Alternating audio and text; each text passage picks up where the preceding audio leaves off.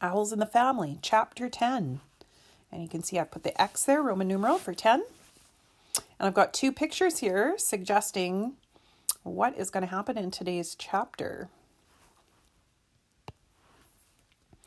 Last time you had a very short question to answer, and that was to find the automatopoeia device in the last chapter that we read. And I know the owl said hoo, right? But that's a little bit different. This is an actual word that they used, and the word makes the same sound when you say it as the sound itself.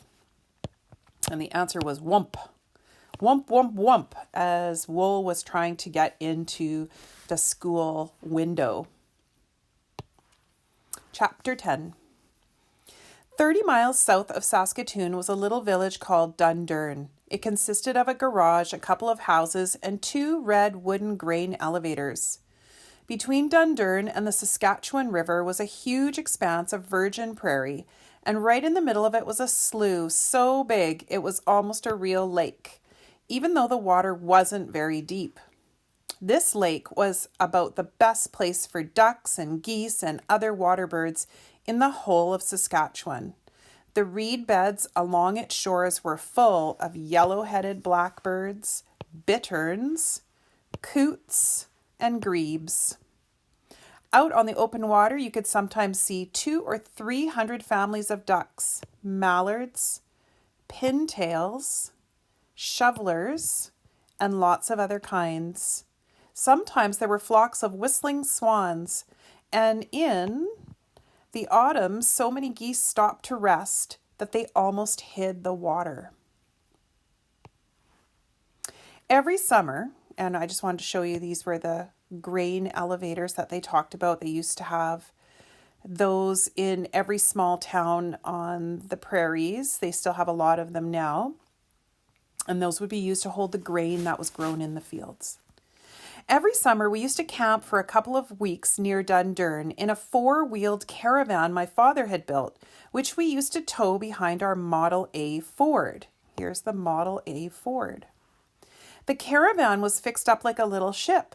It had ship's bunks, a ship's galley, which is what sailors call a kitchen, ship's lamps, and a ship's clock. On deck, the roof, there was even a little mast with a flag flying from it. People in Saskatoon used to call it Mowat's Prairie Schooner. On a stormy night, when the wind made the caravan rock back and forth, you could lie snug in your bunk and find it hard to believe you weren't on a real schooner after all. All right, I just want to go back to this page for a second. So what Billy's dad had made was like a little trailer to haul behind his car. And he had got wheels on it. And he had made this out of wood and so on. But the way that he had made it, he had sort of made it look like a ship. And he had put things inside of it. So there would have been a door here on the side to get in. It was like a little camper or a trailer that people can sleep in.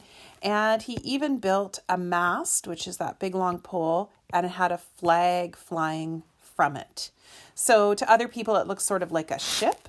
And another name for a ship is a schooner. Okay, that's a sailing ship. And so that is how they used to go camping, with the car and then this sort of camper coming behind it. Of course, whenever we took the caravan on a trip, Mutt and the owls had to come along. Our Ford was a convertible, so you can see there's no roof here, with a rumble seat. A rumble seat, something cars don't have anymore, was a sort of folding seat placed where the trunk is on a modern car. This was where Mutt, the owls, my friends and I used to ride. Mutt always rode with his head and front feet stuck out way over the side of the car, while Bruce and I held on to his tail so he wouldn't fall out on his nose. The owls used to perch on the back of the rumble seat, and they had to hang on for dear life. So Billy's dad would have been up here driving this craziness, and then Billy and his friend, right back there. Then you got a dog hanging out the front here, and they're hanging on to him by his tail. And then you got the owl sitting up here, right? Hanging on. Okay? Chaos. Because his eyes used to get sore from the dust of the prairie roads, Mutt had to wear goggles, the same kind that motorcycle riders wear. The sight of a goggled dog, 2 horned owls, and our prairie schooner used to make people in other cars take a long look at us as they went by. Sometimes they didn't believe their eyes, and then they would turn their cars around and follow us to make sure they hadn't been seeing things. During the second summer that the owls lived with us, we went to Dundurn for a camping trip. There was lots of water in the lake that year, and my father brought along his canoe tied to the deck of the caravan. He paddled Bruce and me all around the lake looking at birds. We must have found 100 ducks' nests, and we even found the huge nest of a sandhill crane. The first few times we went out in the canoe, Wool came down to the shore to see us off, but he wouldn't come canoeing with us. I think he still remembered the trouble he'd had with the Saskatchewan River at the cave, and he didn't trust water anymore. All the same, he hated to be left out of things. But when Weeps made up his mind to join us in the canoe one day, Wool got up his nerve and decided he'd come too. It wasn't a very big canoe, and by the time 2 boys, 1 man, 2 owls, and a dog had climbed in, it was pretty crowded and pretty low in the water. We had to sit as still as mummies. So remember, we were talking about similes. We had to sit as still as mummies. So they're comparing sitting still to mummies, because of course mummies are dead and they don't move. And there's the connecting word in the middle that compares them as. For a while, Dad paddled in the open lake, and then we began to explore the reed beds. Soon we came to a muskrat's house with the nest of a mallard duck built on top of it. We had a look into the nest and were wondering how long it would be until the eggs hatched out when a crow came swooping over the marsh. So this might look like a beaver's nest to you, and it does look pretty similar. But this is a muskrat, and the muskrat and the beaver are not that different. But the muskrat, see the name rat in the name? This one's got the tail that looks like a rat's tail. It's really skinny. And they have a different shaped head, and the way they swim is a little bit different too. But they both they love the water, and they both build dams or nests like this. I think the muskrat might not use trees as much. It might use smaller things like grasses, but they're pretty similar. He caught sight of our 2 owls and just about went crazy. He cawed and cawed until, in about 5 minutes, the sky was black with crows. The more that came, the braver they all got, and soon they were diving down within a couple of feet of our heads. Dad tried to scare them away by waving his paddle and shouting, but by this time they were so excited they paid no attention to us. I guess no crows had ever caught a pair of owls at such a disadvantage before, and they were going to make the most of it. So while I'm reading this, can you visualize? There's going to be a picture on the next page, but before we get there, I want you to try to make your own picture, okay? So they're in the canoe, Dad, 2 boys, a dog, 2 owls. The canoe's really low down in the water, and all of a sudden, all these crows come and start diving at them. Weeps scuttled under my seat and hid between my legs. But Wool, who was perched on the bow of the canoe, wasn't going to run away. He kept getting madder and madder until he was hissing and clacking his beak in a perfect fury. This made the crows even more excited, and some of them dived so close that the wind ruffled Wool's feathers. Finally, one crow came a bit too close. Suddenly, so here's the picture. And boys and girls, I think you can imagine what's going to happen next. Suddenly, Wool spread his wings and jumped into the air, and at the same time, he gave sort of a half turn on his side and grabbed at the crow with both sets of talons. There was an explosion of black feathers, and the crow went squawking off across the marsh, half naked. We didn't have time to watch him go. When Wool jumped, Bruce tried to catch him for fear he would fall in the water and be drowned. And that did it. Next second, all of us, except Wool, were in the lake. The water was only up to our knees, but the lake bottom was slimy black muck. As we scrambled to get a hold of the canoe, Bruce and I and Dad got coated from head to foot with slime. Mutt, who had more sense than any of us, abandoned the canoe and headed for the muskrat house. Weeps, who must have thought this was the end, somehow managed to clutch hold of Mutt's tail and was towed to the muskrat house. Wool, who had been flying when the canoe upset and who now couldn't find any place to land, kept circling over our heads, hooting at us to help him down. The crows were going wild. All the ducks and the geese in the marsh were excited too. Now they started to quack and honk. Oh, there's some more onomatopoeia. Until there was such a row you couldn't have heard a cannon being fired. It took us nearly an hour to get back to shore. Dad pushed Bruce and me into the flooded canoe somehow. Then he waded ahead, towing us. On the way, we stopped at the muskrat house and rescued Mutt and Weeps. Wool finally grew so tired that he had to land somewhere, and he flopped down on my father's head. This accident made us so angry with crows, any crows, that we could cheerfully have wrung the neck of every crow in Saskatchewan. Next morning, Dad got out his shotgun and swore he was going to even up the score.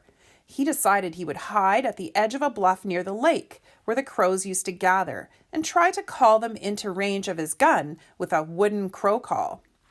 Bruce and I and Wool went with him, but we stayed out of sight in the middle of the bluff while Dad tried to get the black devils, as he called them, to come close enough to be shot. But crows are wise birds in some ways. They can recognize a gun a long way off, and some of them must have spotted Dad's shotgun. He blew and blew on his crow call, but though there were lots of them around, they all stayed a healthy distance away. Eventually, Wool got bored, and the first thing I knew, he had walked right out into the open and climbed up on a fence post. The crow call hadn't worked, but Wool sure did. As soon as they saw him, the crows forgot all about being cautious and about my father's gun. They gathered in clouds and began diving at Wool. Dad couldn't miss. His shotgun was banging so steadily, it began to sound as if a war had started.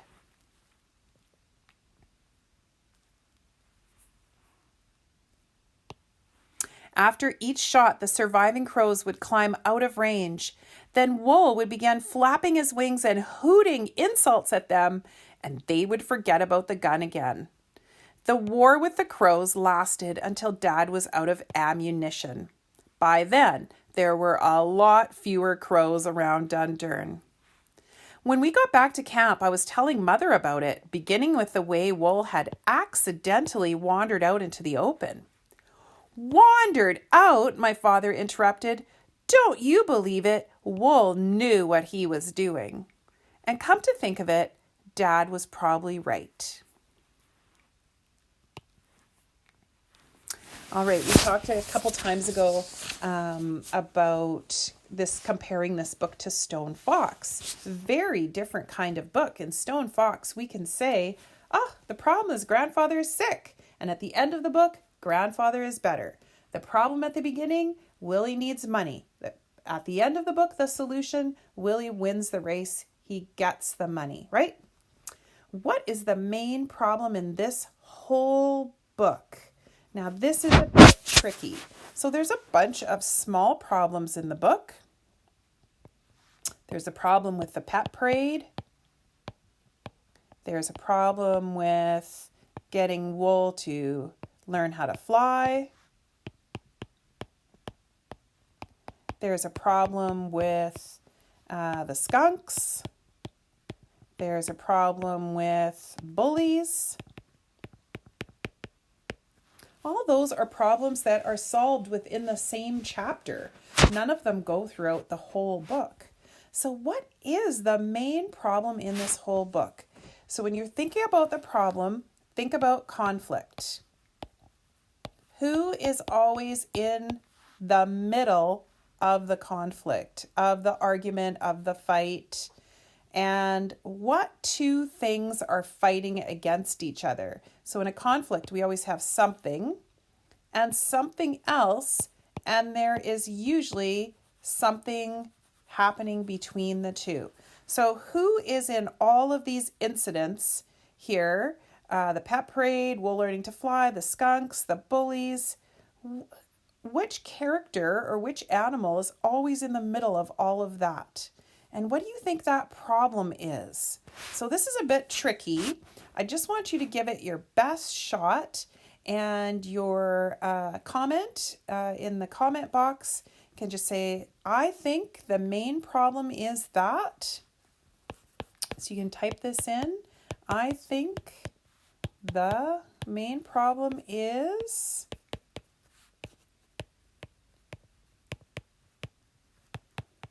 Okay, and give it your best shot. It's a hard one, boys and girls. So good luck to you on that one. And this was the second last chapter. So next time is our very last chapter of the book, chapter 11. Okay?